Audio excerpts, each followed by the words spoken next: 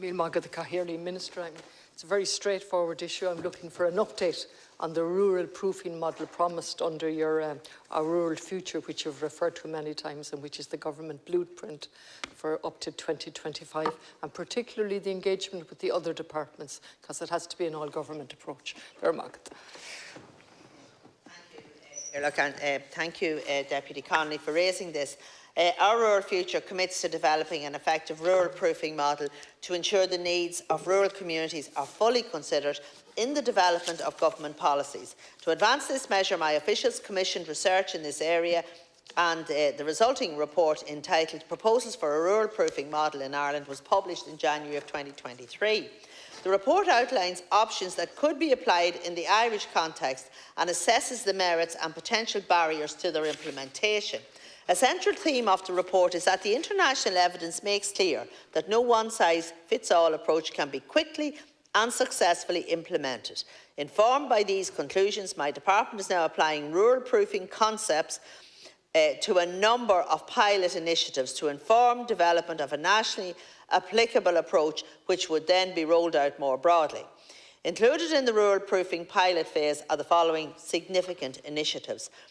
The first revision of the National Planning Framework, which has been overseen by a cross-departmental steering group led by the Department of Housing, Local Government and Heritage.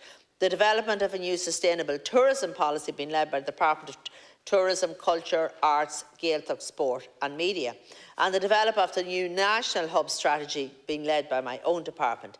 In addition, my department is also in the process of developing a new social enterprise strategy, and I was anxious to ensure that this important strategy would see the benefit of a rural proofing process. With this in mind, my department hosted a Rural Ideas Forum during the summer to ensure that the consideration of a rural perspective was central to the development of the strategy, particularly given the important role that social enterprises play in many rural communities.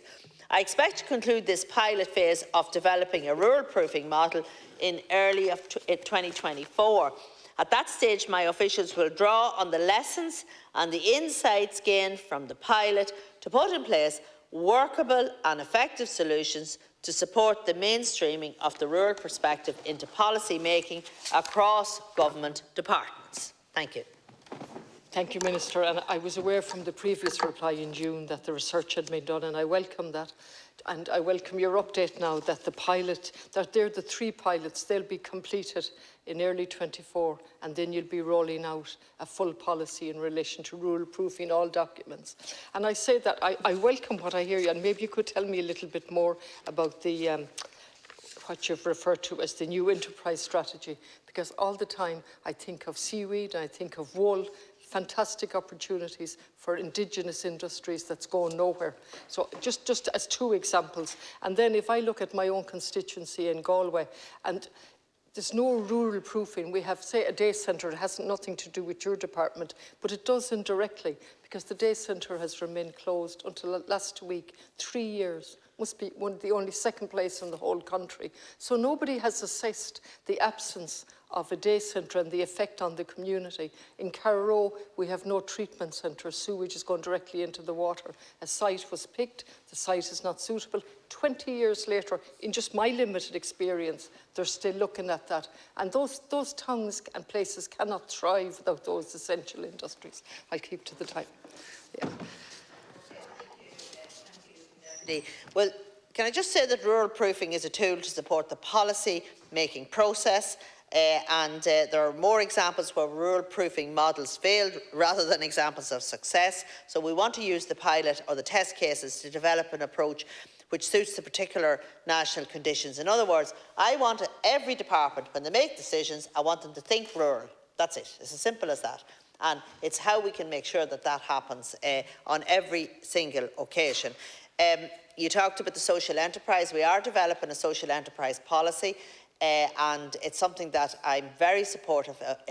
Our social enterprises right across the country. They're not for profit, as you know, and they provide employment in areas where maybe the private sector won't go in there.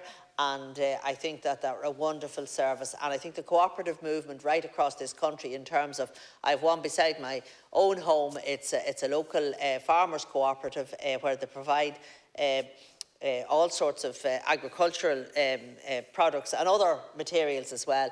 And it's a hive of activity in the middle of nowhere every day, and especially at weekends, and that in itself is, and the credit union movement, of course, is one of the great examples of social enterprise, where everything is ploughed back into the actual service that's there for the delivery for the members and for the people who use it.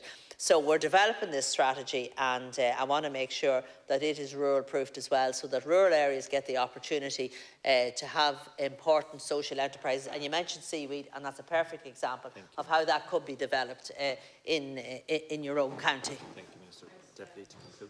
When do you think the enterprise policy will be ready?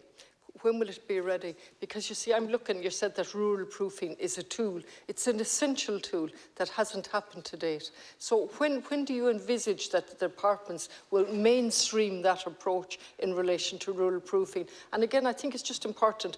It hasn't been mainstreamed, and that's why we have Carrow without a day centre. Because if it was rural proofed and poverty proofed, it could never have happened. And similarly with the industries that are not there, for example, as I've mentioned, seaweed and wool, and the farmers getting very little money for wool, when we've any amount of possibilities from insulation and so on, that's not been done on the ground.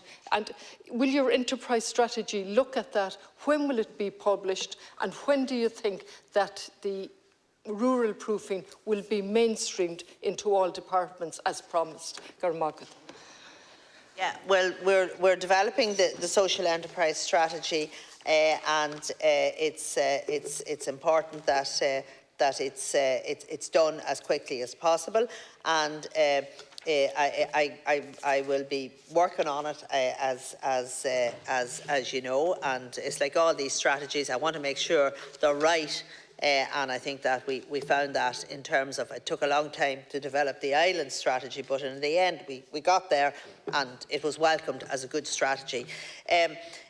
You know, our rural future, I think, is you know, it's a good policy document, and it has been recognised by the OECD as a best practice internationally on what a rural development policy should be. This year I was at the Future Forum on Rural Development in Berlin, and I presented on what we're doing there. Only last month the Danish Minister for Rural Development visited Ireland to see how our rural policy is working, and they're taking learnings from it.